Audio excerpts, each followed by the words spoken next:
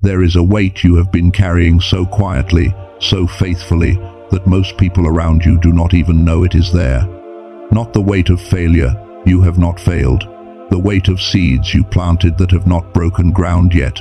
Prayers you held on to long after the room went quiet. Decisions you made in the dark that cost you something, and you made them anyway, because some part of you could not let go of what you believed was coming. I came today to tell you what God said about all of that. He said the harvest He has prepared for you is so large, it will take your breath away completely. I need you to hear that, not as encouragement, not as a phrase to get you through the week, but as a description, a measurement, because the size of a harvest is never random. It is always proportional to the quality and depth of what was sown, and what you have been sowing, chosen one, through the years, through the silence, through the seasons when faith felt like the least logical thing to hold, has been compounding in ways you have not yet been allowed to see. Here is what I want to show you today. Not just that it is coming, but why it had to be this large. Why the exact harvest God is releasing over your life could not have been any smaller. And what the pattern of sacred timing says about what happens when a ground that has held this long finally opens. Stay with me, because by the end of this message, you will not look at your waiting season the same way again. Before we go any deeper, I want you to know what is ahead, because I would not want you to leave before we get there. Today I am going to show you why your harvest is sized the exact way it is, what those years of silence were actually doing in the unseen, and what is about to shift in 5 specific areas of your life. And toward the end of this message, there is a sacred closing, an activation, that I believe you came here to receive. It was prepared for you, every word of it. Stay through to the end. Now, let me tell you something about harvests that most people never learn, and it starts not with the harvest itself, but with the seed. Think about what a seed actually does when you place it in the ground. It disappears. That is the first thing it does. It goes dark. It goes quiet. And if you know nothing about seeds, you could stand over that field for weeks, for months, and reasonably conclude that nothing is happening. The ground looks exactly the same as the day you planted. There is no crack, no color, no visible proof that anything alive is down there. But something is happening. Something extraordinary is happening beneath what the eye can see. The seed is not dying, it is transforming. The outer shell is dissolving so that the life compressed inside can push outward and upward and through. And every single day of that quiet, invisible process is not wasted time. It is necessary time. It is the time the seed requires to become something capable of holding the full weight of what is coming. Chosen one, I want you to hear that again, slowly. Every single day of the quiet is the time needed to become something that can hold what is coming. I think about the years you have walked through. I think about the prayers you lifted up late at night when the room was empty. I think about the times you chose faithfulness when walking away would have made so much more logical sense. And I want you to know this with everything in me. None of that went nowhere. Not one day of it. Not one act of faithfulness. Not one seed sown in a season that seemed to swallow it whole. Every single thing you put into the ground has been transforming, accumulating, building something in a place you cannot see yet. This is not a metaphor. This is how it works.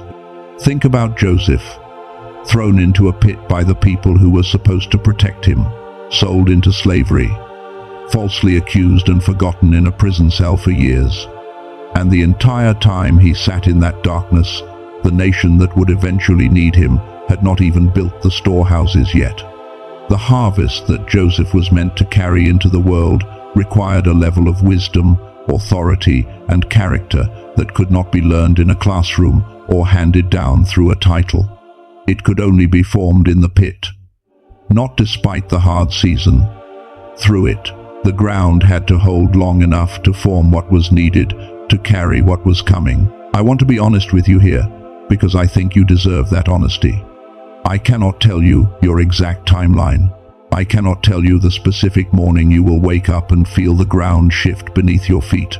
What I can tell you is this: the pattern holds. Across every wisdom tradition I have ever studied, across every life I have watched move from waiting into overflow, the ground that holds the longest releases the most. Now I know what some of you are thinking right now, because you have been in this season long enough to have thought everything that can be thought about it. You have done the math.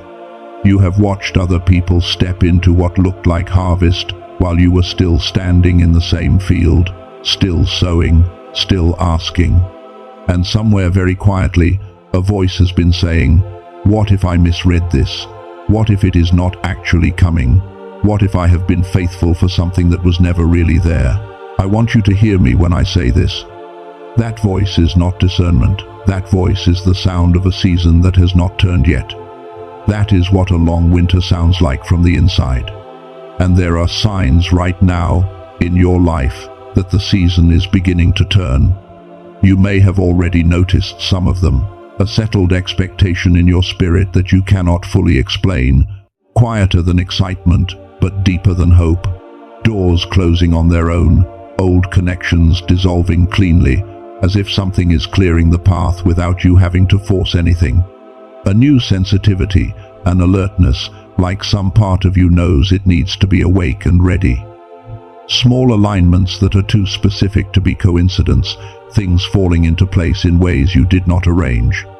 And a kind of restlessness that does not feel like anxiety, it feels more like readiness, like something deep inside you recognizes that the waiting is ending and a new posture is being required. Those are not accidents. Those are the sounds of a ground that is preparing to open. But there is more to this than the principle of compounding. There is a deeper truth about why this harvest, for you specifically, had to be this large, and it is the truth that changes everything about how you see your waiting season. Stay with me. There is a law at work in every great harvest, and it is this: the container must be built before the overflow can arrive. Think about what that actually means. A cup holds what a cup was made to hold. A vessel holds what a vessel was made to hold. And if you tried to pour a river into something that was only built to hold a cup, it would not be a blessing. It would be a flood. It would shatter the very thing it was meant to fill. God does not release harvests that destroy the people who receive them. And so before the harvest of the scale that has been declared over your life could arrive, something had to happen first. You had to be expanded. Your internal capacity had to be built to match the size of what was coming. And I want to tell you right now, with full conviction, that is exactly what these years have been doing. Every situation where you had to navigate something complex without the resources you wished you had, that was building discernment. The ability to recognize trustworthy people when provision comes.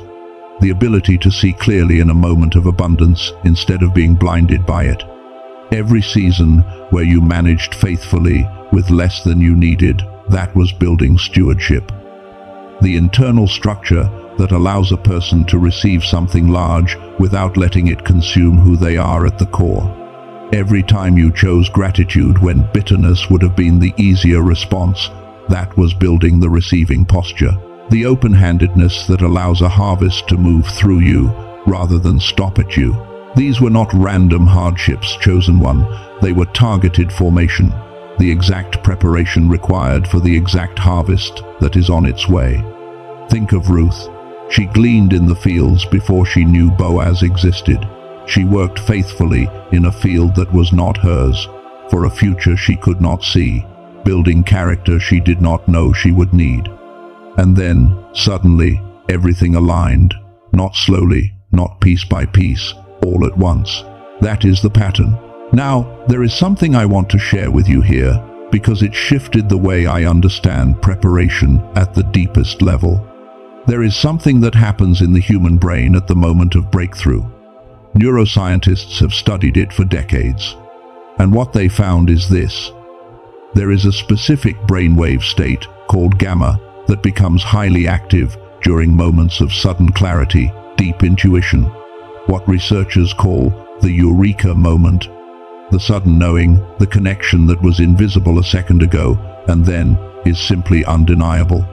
Children have this frequency in abundance. It is why a young child can absorb a language in months, see patterns immediately, hold wonder and creativity with no effort at all. It is God-given. It is the natural operating state of a mind, fully alive and fully open. But research from institutions including MIT, Harvard, and Princeton has documented what scientists call the decline effect. Gradually, through the accumulated pressures and routines of modern life, that gamma frequency goes quiet.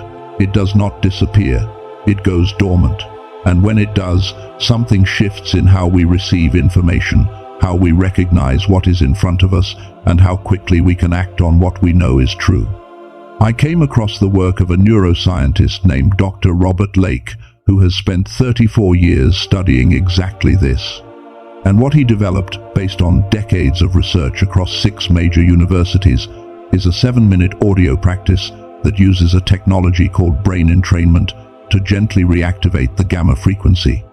You put on headphones, you close your eyes, you listen. That is it.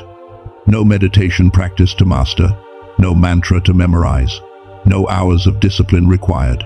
7 minutes, and the technology does the work for you. The reason I am bringing this to you here, in this specific moment of this message, is because of what we just talked about. Capacity, preparation. Your ability to receive the harvest when it arrives is not just a matter of character and faith. It is also a matter of the clarity of the mind through which you will have to see it, recognize it, and steward it in real time. And a mind with dormant gamma is a mind that may not fully recognize the breakthrough when it lands. I want to be honest with you. This is not the only path to preparation. I am not standing here making a specific promise about what will happen in your individual situation.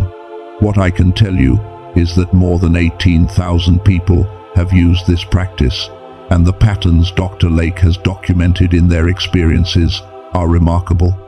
The traditional route to activating gamma through biofeedback therapy costs around $300 per session. The at-home clinical equipment runs about $7,000. Dr. Lake built this specifically to make the technology accessible because he believes it should not be locked behind a price point.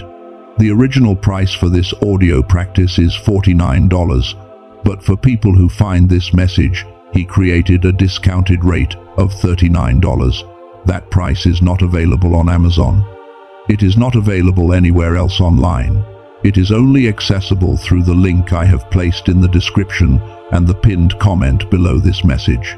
With that $39, you receive the 7-minute Genius song, the core gamma activation track. You also receive a second audio track called Genius Child, designed specifically for children to support focus and confidence. You receive the original classic book that the film The Secret drew from, the fuller version, the one that deals honestly with financial principles, normally $20 on Amazon. You receive a guided visualization for the 4 areas most people want to see shift: finances, relationships, health, and joy. And you receive a printed infographic of the 5 most important daily habits for stepping into the life you are being prepared for. It comes with a complete money-back guarantee, no questions asked, no limit on how many times you use it before requesting your refund. There is one thing I need to say clearly, because it matters. There are counterfeit versions of this circulating online, sites that use the name but have not licensed the actual brain entrainment technology. Those versions are just ordinary audio. They do not have what makes this work. The only way to ensure you receive the genuine product, with the full technology embedded, all 4 bonuses, and the money-back guarantee, is through the link in the description and the pinned comment. Do not search for it anywhere else. Do not order from any other source. If this resonates with you, if something in you recognizes that preparing the receiver matters as much as waiting for what is received, that link is there for you. If this is not your moment, that is completely fine. because the revelation I am about to bring you in the second part of this message, I believe, is the most important thing you could hear today. Here is what I have not told you yet. Everything we have walked through so far, the compounding, the capacity, the formation of character, the preparation of the mind, all of it has been about you receiving the harvest. But the deepest truth of this message, the one that recontextualizes everything, is not about what you receive. It is about what God releases through you when you step into it. Stay with me, chosen one. What comes next will change the way you understand not just your harvest, but your life. We left off with something I said I had not told you yet. Everything up until this point has been about you receiving the harvest, the compounding, the capacity, the expansion of who you are, so that who you are can hold what is coming. All of that is real. All of that matters. But the reason the harvest is breathtaking is not just about its size. It is about what the size of it reveals. And that is where I want to take you now. There is a truth that I have watched hold across every wisdom tradition I have ever studied, across every person I have ever seen move from a long waiting season into a season of overflow. And it is this: no harvest of real significance was ever only personal. Read that again slowly in your mind. No harvest of real significance was ever only personal. Joseph's harvest fed a famine. It did not just bless Joseph. It opened a door for an entire people. Ruth's overflow did not end with Ruth. The lineage that came through her would change the course of history. The breathtaking thing about their stories is not how much they received. It is what was released through them when they received it. And I want to tell you something about your harvest specifically. The reason God has been so precise about the timing of it is not because He forgot about you during the waiting. It is because He has been preparing an audience. There are people whose lives will shift because of the testimony that comes out of your story. There are people who have been quietly watching your faithfulness from a distance. People you may not even know are watching. And what is about to happen in your life will give them permission to believe that what they are holding on to in their own quiet season is not foolish. Your harvest is not just for you, chosen one. It is a message written in the language of provision and restoration, and it is a message that the world around you has been waiting to read. Now I want to tell you the 3 reasons the harvest will be breathtaking, not just large, breathtaking. The first reason is scale. What is coming back is exponentially larger than what went in, and that is not hyperbole. That is how compounded faithfulness works. You did not just sow seeds. You sowed seeds in a season when every logical voice said, stop. That kind of sowing does not return at the same rate as ordinary planting. It returns with interest on interest on interest. The second reason is speed. After a long quiet, things will move fast. Not one area at a time, multiple areas in the same short season. Provision and purpose and relationships and restoration arriving in a compressed window that will feel almost impossible to explain to someone who did not watch the waiting. This is the suddenness that follows a long holding. You will barely have time to process one opening before another one appears. And the third reason is meaning. The harvest will arrive in a form that makes the entire journey make sense in a single moment. There will be a breath, a real one, a sharp intake when you see it clearly. And in that moment you will say, out loud or in the quiet of your own chest, that is why. That is what it was all for. The pit made sense. The silence made sense. Every seed I sowed in the dark made sense, and the exhale that follows that moment is what breathtaking actually feels like. Now I want to speak into 5 specific areas of your life, because this is not a message about one thing. This is a declaration across the whole of who you are. In the area of provision, what is coming is not just enough. It is more than enough, built specifically to match the generosity you are going to be called to carry in this next season. The overflow is intentional. It is purposed. In the area of relationships, the connections that are about to arrive will feel like coming home. The right people, The aligned ones, the ones whose gifts complement yours in ways you could not have manufactured or forced, are already in motion toward you. And the ones that had to leave, the ones whose departures felt like loss, were not removed to hurt you. They were released so you would have room. In the area of purpose, the clarity that has felt so just out of reach is about to land. Not as a dramatic revelation, but as a settling, a recognition, a moment where you realize that what you have been doing all along has been practice for what you were always supposed to be doing. In the area of restoration, things that were broken, things that were delayed, things that felt like they had gone too far to come back, are not outside the reach of what is being released. The harvest includes the healing. The two are not separate. And in the area of your gifts and voice, what has been stirring in you, the creativity, the sensitivity, the capacity to see and feel and speak things that others cannot quite articulate, is about to be amplified, not for your glory, for the message that is going to be carried through you. These 5 areas will not all shift in the same hour, but they will shift in the same season. And that season is near enough for me to look at you right now and tell you to start practicing the posture of someone who already knows it is real. I know some of you are sitting with a question underneath everything I have said, and I want to name it, because I think you deserve for it to be named. The question is, do I deserve this? And I want to answer it honestly.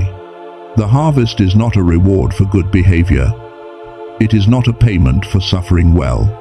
Thinking of it that way will always leave you uncertain, because there will always be a voice that can argue you did not suffer enough, or behave well enough, or believe hard enough.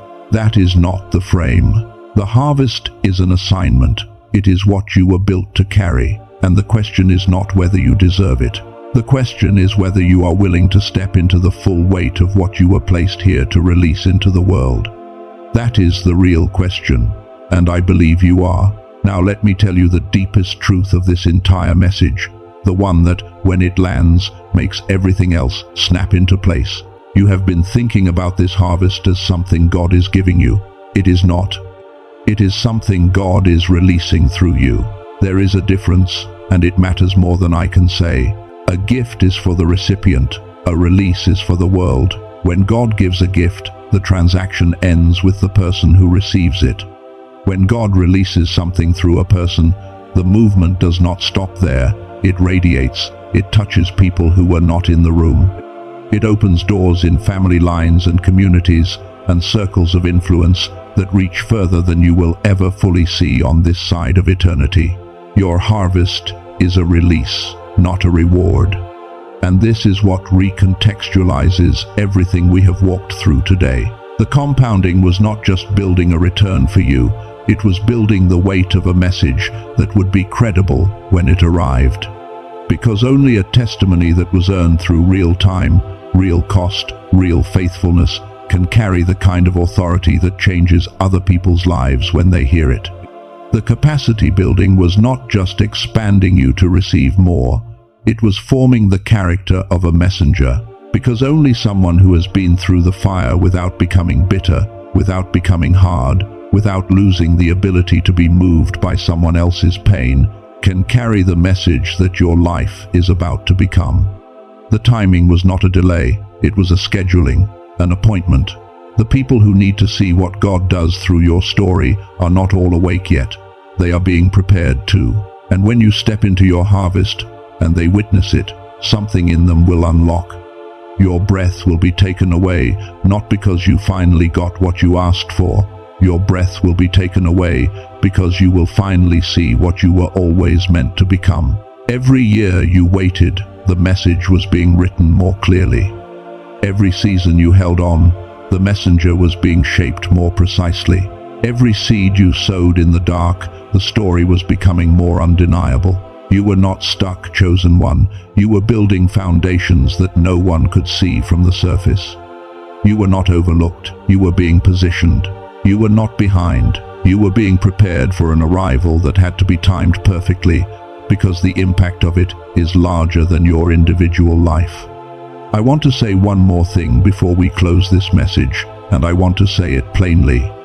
There is something that must be released before the harvest can be received, not as punishment, not as one more task, but as an act of trust. And it is the identity of the one who is always waiting. That identity served you, it helped you survive, it gave you a way to hold on to hope without demanding that it arrive on your schedule. But you cannot step into a harvest in the posture of someone waiting for a harvest. The posture has to shift. Right now, in this moment, not after you see the first evidence, but now, while you are still standing in the quiet field, you are invited to move from waiting into receiving. Hands open, eyes clear, feet planted, not because the evidence is in front of you yet, but because you know the ground, you know what you put in, and you know the God who keeps accounts of every seed. You are not waiting any longer. You are receiving. And now, I want to close this message in the way that it was always meant to close, not with advice, not with one more teaching, but with a word spoken over your life, a declaration, an activation, a sacred moment that I believe you came here for. Come with me. God, we come to you at the end of this message with hearts that have been carrying more than most people will ever know. We want to begin right here, in the quiet of where we are, by simply saying, thank you. Not because everything has arrived yet, but because you have been present in every season where it has not. Thank you for the prayers you heard when they felt like they went nowhere. Thank you for the seeds you watched over when they seemed lost in the ground. Thank you for every moment of faithfulness that felt invisible to everyone and was fully seen by you. We are grateful, God, not just for the harvest ahead, but for the person we have become in the waiting. That was not nothing, that was everything. And now, God, we ask you to be a witness in this moment, because there are people listening to this right now who have been carrying questions they were afraid to say out loud, who have stood at the edge of hope so many times and talked themselves back from the edge because they did not want to feel the sting of hoping again. See them, God. See the wait. See the faithfulness. See the seeds that are still in the ground, waiting for the season to turn. You see every single thing they have poured out in the quiet. Nothing has been missed. Nothing has been overlooked. Everything is on the record. And now we release. We release the identity of the one who is always waiting. We release it now. We release the belief that the delay was judgment. We release it now. We release the wounds of being overlooked when we deserve to be seen. We release them now. We release the old ceiling, the one we built ourselves because we stopped daring to ask for more. We release it now. We release the comparison with others' timelines that has made us question our own. We release it now. We release the unworthiness that has been disguising itself as humility. We release it now. We release the grip on how the harvest is supposed to arrive, the form, the order, the timeline. We release the grip now. And we release every agreement we made with the lie that the seeds were wasted. Every single one. Gone. Now, we activate.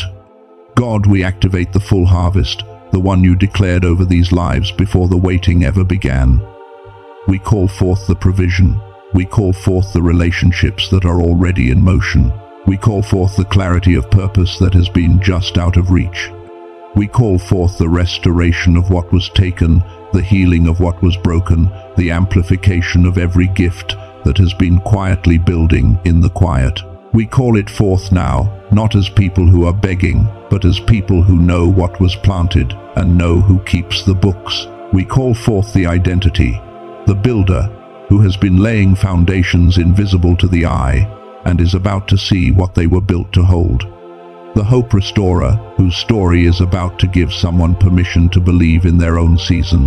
The pioneer, who goes first so that others can follow, whose courage in the dark becomes a trail that others will walk in the light.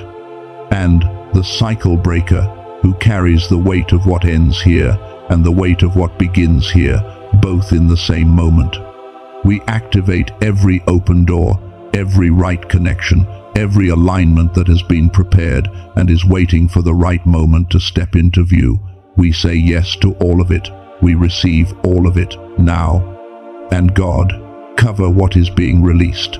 Cover what is being built from exposure before its time. Guard the faith that has held this long from any final assault that would try to take it down at the last moment. Protect the harvest from those who would try to exploit it, and protect the one who is receiving it from the temptation to let the arrival change who they are at the core. Let the harvest be received with open hands, clear eyes, and a planted heart. We are not afraid of what is coming. We are ready, and now we declare, I am the one who carried the message through the wilderness, and I will carry it into the harvest just as faithfully. I am the chosen one, not because I have earned something, but because I have been shaped into someone. The harvest is real, it is mine, it is moving, and I receive it now with full trust, in the form that carries the most impact, in the timing that carries the most weight, in the season that was always coming. It is done, it is sealed. We receive it completely, in the fullness of what was prepared, in the fullness of who we were prepared to be. In Jesus' name, Amen. Take a breath, let that land for a moment before anything else. Now, before you go anywhere, I want you to do one thing. If this message reached you today, if something in it named a weight you have been carrying, or gave language to a hope you were struggling to hold, I want you to type the word harvest in the comments right now. Let your faith be visible. Let it be on the record. And if you know someone, just one person, who is in a waiting season right now, someone whose faithfulness is real, but whose strength is running low, share this message with them today.